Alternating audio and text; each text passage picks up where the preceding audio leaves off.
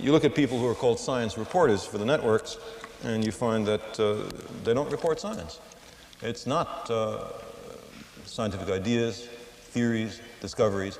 It's almost entirely medicine and technology. There ought to be a medical reporter, there ought to be a technology reporter, but there ought to be a science reporter. I think the general level of teaching science in the public schools is woefully low.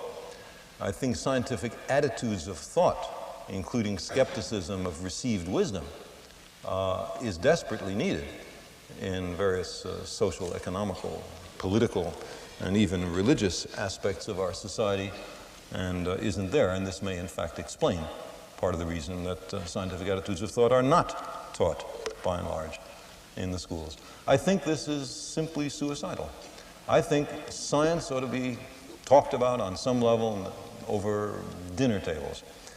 Why is it all right for newspapers to have many, many pages of fine print on the stock market? Really very arcane. Lots of abbreviations, lots of numbers, fractions. Why is it all right to have box scores of baseball games, you know, with abbreviations, HB, RBI? No explanation. You're supposed to understand that. So you pick up your daily paper and you figure, well, just being a person in the society, I'm expected to know something about stocks and bonds. I'm expected to know something about baseball and football.